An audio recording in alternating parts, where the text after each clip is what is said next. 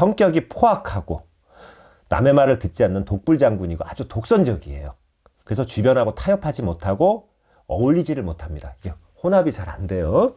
사명살을 가진 사람이 사주 구성이 아주 좋으면 최고 권력자.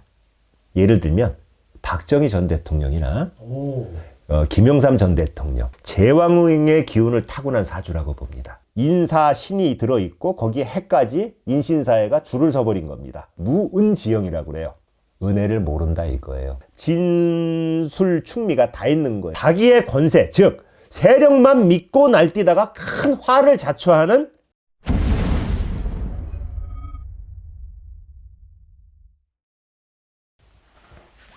안녕하세요.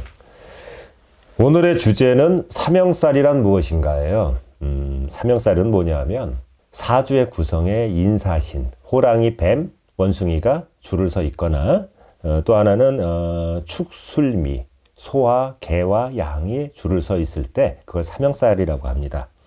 여러 가지 살 중에서 사명살은 약간 그 백호살하고도 약간 비슷한 면은 있는데 백호살보다도 더 강하고 무서운 살이라고 보시면 돼요. 그 사전적인 의미로는 사명살이라는 거는 세 자루의 칼을 휘두른다는 그런 어떤 사전적인 의미가 있어요. 이 살은 이 살이 꼈을 때는 이제 사고나 남에게 배신당하는 거, 그리고 수술이나 뭐 관제가 뭔지 아시죠?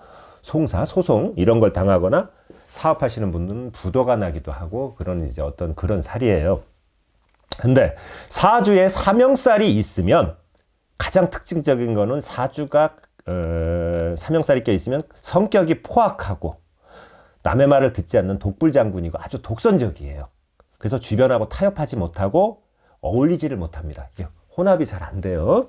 백호살과 마찬가지로 사명살을 가진 사람의 사주도 사주가 신강하고 청하면 기란 쪽으로 그 작용이 있습니다. 그래서 권력을 잡고 흔들고 뭐 유명인이 되고 아주 좋은 쪽으로 인생을 살아요. 그런데 이 사명살을 가진 사람이 신약한 사주다.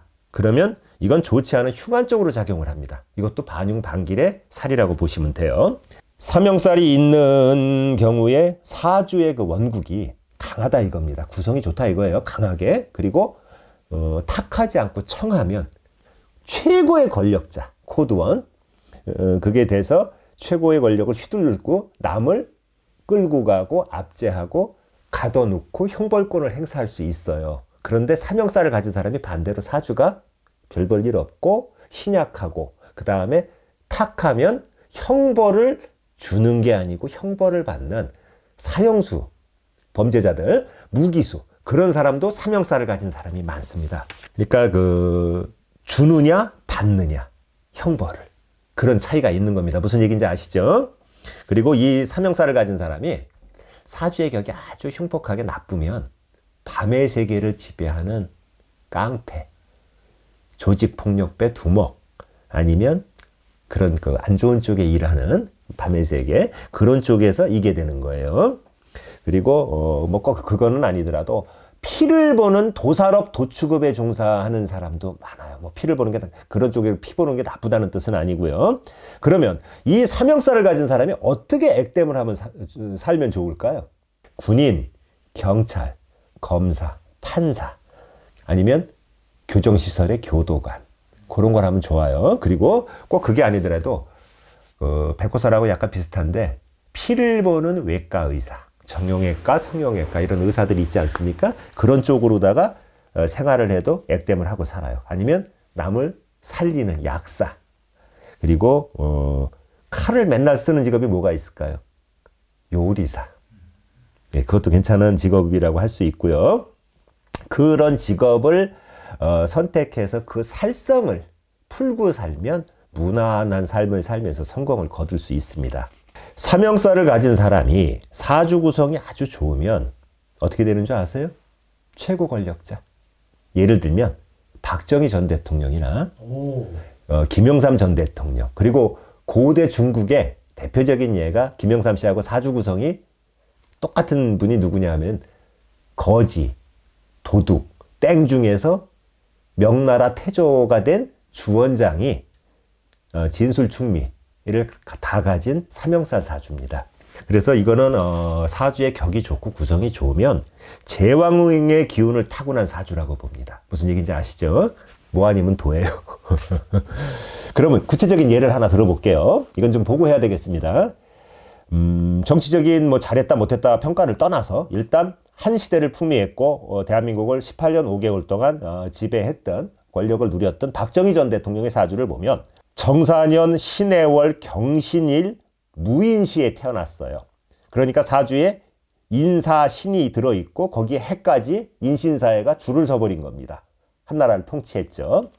이런 사명사를 뭐라고 하느냐? 인사신이 들어있는 사명사를 무은지형이라고 그래요. 무슨 뜻인지 아세요? 은혜를 모른다 이거예요. 무은지형. 성격이 혹독하고 냉정하여 은혜를 원수로 갚는다. 이런 의미가 있고요. 외환위기 때 대통령을 지낸 김영삼 대통령의 사주를 보면 무진년 을축월 기미일주의 갑술시에 태어났습니다. 그러니까 진술축미가 다 있는 거예요. 축술비에다가 진까지 들어있는 겁니다. 이 사명살은 지세지형이라고 그래요. 그게 무슨 뜻이냐? 자기의 권세, 즉 세력만 믿고 날뛰다가 큰 화를 자초하는 그런 의미입니다. 어쨌든 한나라의 최고 통수권자를 했죠. 위의 예에서 본 두 전직 대통령의 사명살 사주는 사주가 아주 신강해요. 그 다음에 맑다 이겁니다. 청하다고요. 그러다 보니까 한나라에 이게 된 겁니다. 사명살의 기운을 사주 구성과 격이 통제할 수가 있다면 백호살과 마찬가지로 최고의 권력자가 되거나 최고의 의사가 돼요. 어떤 뭐 예를 들자면 어떤 일반 그 직업에서는 그래서 형벌을 집행하거나 수술을 해서 사람을 살린단 말입니다. 근데 그 반대로 그 사주가 신약하고 탁하다면은 그 사명살을 누르질 못하겠죠. 통제를 못하니까 그 형벌을 받는 죄인이 되거나 많이 어디가 아파서 수술대 위에 올라가서 수술을 받는 환자가 되는 거예요. 사명살이 껴도 이렇게 아프거나 수술 받는 경우가 많거든요. 그 사명살이 있다고 해서 모두 최고 권력자가 되는 건 아니에요. 그러면 무슨 차이점이 있느냐? 최고 권력자인 왕이나 대통령이 될 수 있는 사주는 여러 요건을 두루 갖추고 있어야 됩니다. 그 사명살 낀 사주 내에. 그리고 사주가 신강하고 사주의 기운이 좋아야 됩니다. 무슨 얘기인지 아시죠? 그리고 반대로 사주가 신약하고 운이 좋지 않으면 최악의 경우 사형수, 무기수가 되는 거예요. 여기서 약간 여담입니다만은 한나라를 통치했던 박정희 대통령이 그 군인으로 있던 시절에 1949년도에 남로당 숙군 작업에 연루가 돼가지고 군법회의에 넘어가갖고 사형 선고까지 받았던 분입니다. 그런데 이게 살아가는 과정에서 권력을 잡는 과정에서는 좋게 작용을 했어요. 사명살이. 근데 그분이 돌아가실 때 어떻게 돌아가셨죠? 중앙정보부장 김재규의 총에 맞으셔서 서거를 했지요. 그래서 역시 그 초반에 그 사명살의 작용으로 사형 선고를 받았던 분이 그걸 뚫고 일어났는데 결국 돌아가실 때 끝맺음이 피를 보시고 돌아가셨구나. 그런 생각을 하게 되더라고요. 그러면 사명살이 사주에 있는 분은 어떤 직업을 가져야 될까요? 그건 말입니다. 강한 직업을 아까 가져야 된다고 그랬잖아요.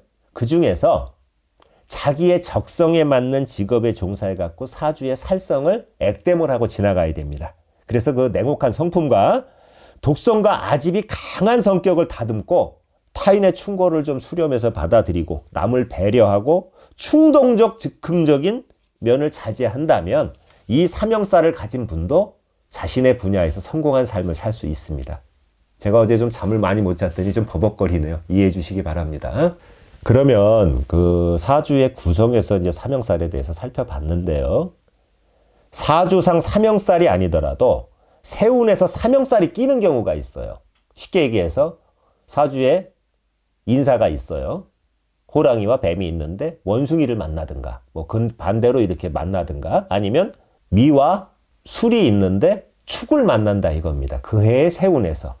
그런 경우를 내가 설명을 해드릴게요. 그럴 때는 큰 사고나 형벌을 받거나 소송 관제에 휘말려요.